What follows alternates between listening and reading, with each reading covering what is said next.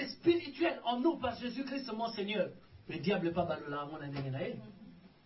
Il sait que cela, dans le Père, le Fils et le Saint-Esprit, ils sont accomplis dans la parole de Dieu. Alors lui, ça lui prend 3 ans pour le rebalolayo.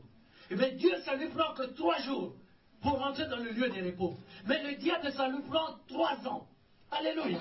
Et la parole de Dieu nous dit, 3 ans à les faire manger petit à petit. Oh, quand j'ai lu ça, je dis, oh Seigneur, il n'a pas donné des grosses parts par jour, des petites parts et un peu de vin, des mets des Chaldéens. Et quand on lit la parole de Dieu, les Chaldéens, c'était des gens consacrés dans la parole, mais qui étaient complètement dans l'astrologie, donc en dehors de la parole de Dieu. Amen. Amen. Alléluia. Amen. Il veut les amener à des petites touches aux choses impures. Sorayenango, directement un grand plat. Tu diras non. Ce comportement-là n'est pas le comportement d'un enfant de Dieu. Ce langage-là n'est pas le langage d'un enfant de Dieu.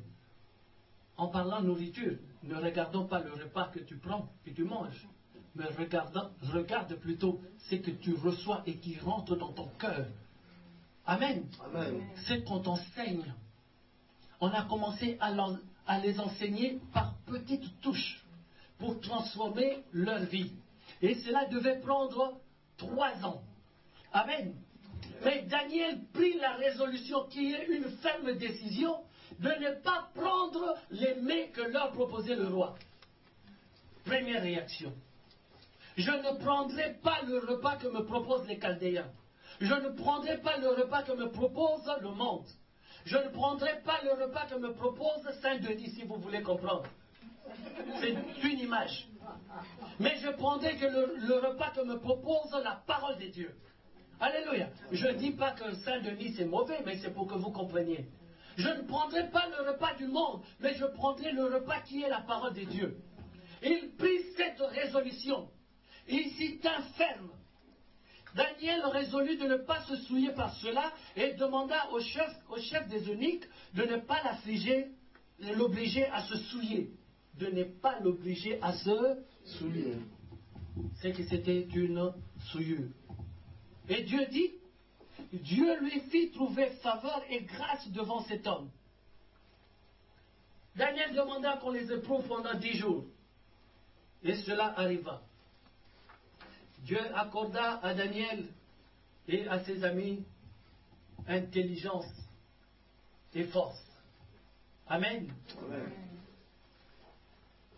Mais puisqu'il avait résolu de ne pas manger la nourriture des Chaldéens, de ne pas recevoir les instructions des Chaldéens, il a fallu qu'il qu'il soit plutôt face à des défis. Le premier défi est posé à Daniel. Daniel explique le songe au roi et ainsi il sauva sa vie, la vie des magiciens de ce pays, parce que le roi était tellement fâché, il a dit, si personne ne m'explique le rêve, alléluia, je tuerai toute personne qui a l'intelligence de dire les songes et autre chose. Parce qu'il avait fait un rêve dont il ne se rappelait plus le contenu. Il a dit, il faut que vous veniez m'expliquer ce que j'ai rêvé. Parce que je ne m'en rappelle plus. Alléluia. Amen. Premier défi. Donc, dans ma marche vers le lieu de repos, j'ai des défis à relever. Aujourd'hui, on ne verra que des défis. Amen. Amen. Hier, Dieu nous a montré comment il nous a fait sortir de l'Égypte et comment nous marchons. Amen. Mais aujourd'hui, il nous montre les différents défis par lesquels nous devons passer pour arriver demain. Le premier défi, c'est le songe. Il donne le songe, la réponse au songe. La parole de Dieu nous dit, le roi l'élève comme commandant de toute la province de Babylone et il obtient pour ses 3 amis l'intendance de la ville de Babylone. Le roi l'élève. Amen. Amen. Deuxième défi, c'est pour ses 3 amis. Le roi Nebuchadnezzar se fait construire une statue d'or et demande qu'on s'y prosterne. Deuxième défi, ces trois-là Le premier? Deuxième défi, c'est pour ces trois amis. Tout cela, tous les défis, on le voit dans le livre de Daniel 1, à partir du verset 1 jusqu'à... Vous allez jusqu'à verset chapitre 3, chapitre 1 jusqu'à... Vous lisez autant que vous voulez, il y en a pour tout le monde. Amen. Amen. Le deuxième défi, ce n'est pas se prosterner devant la statue. Et le deuxième défi n'est pas pour Daniel, mais c'est pour ses trois amis. Parce qu'il était lui et ses trois amis. Amen. Amen. Je ne rentre pas dans toute l'histoire, je vous donne seulement les points. Et comme vous êtes tellement bon à noter, vous allez voir vous-même. Alléluia.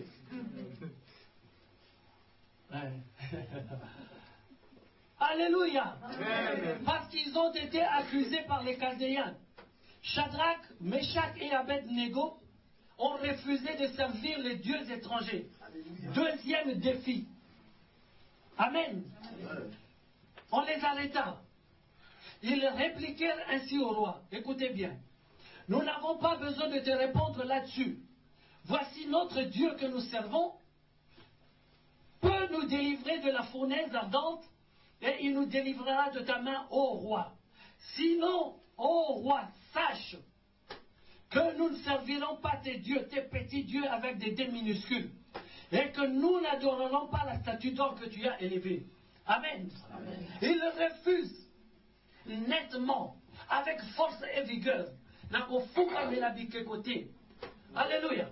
C'est pas parce que je suis venu en France, un pays étranger, que je dois m'agenouiller devant la statue de je ne sais quoi, pour avoir je ne sais quoi, un petit papier où c'est écrit tu es résident de telle date à telle date. Mais je ne suis pas un résident de telle date à telle date.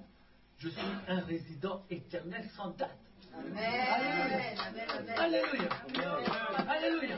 Mais le monde veut nous ramener dans des blocages. Le monde nous ramène entre quatre murs. Pour vivre dans un pays, on te donne 5 ans, 10 ans. Mais ma vie ne se limite pas sur 10 ans. Ce Dieu-là m'a dit un jour, enlève les poteaux, élargis ta tente, ne te rétrécis pas, continue d'avancer. Mais il savait de quoi il parlait. Il savait de quoi il parlait. Alléluia. Mais le monde nous veut nous ramener pour nous agenouiller devant les statues. Mais les trois ont dit non. On ne se mettra pas à genoux. On chauffa 7 fois de plus.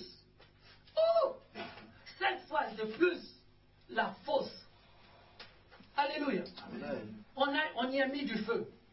Et on chauffa 7 fosses 7 fois de plus. Prends une allumette. Allume. Mets ton doigt. Tu vas commencer à chanter. Tu vas chercher les Mokobé. Alléluia. Une allumette sur le doigt. Mais tu vas crier. Mais on nous dit que cette fosse fut chauffée 7 fois. Ce qui veut dire, on te prend avant même d'arriver dans la fosse, tu es déjà mort. Dès que tu arrives à côté de la fosse, le feu est tellement puissant que tu ne peux, ça happer, c'est-à-dire attirer. Alléluia. Tu n'arrives même pas au fond que tu es déjà mort. Et on prit ces 3 personnes, on les jetèrent dans le feu. Alléluia. Amen. Mais le roi maintenant vient voir. Il regarde la fosse. Mais n'a-t-on pas jeté 3 personnes là-dedans? Mais comment est-ce possible qu'il y a une 4e personne? Alléluia. Mais parce que mon Dieu est un feu dévorant. Le lion de la tribu de Juda est un feu dévorant. Il ne pouvait pas abandonner celui qui a refusé de s'agenouiller devant les statuettes d'or.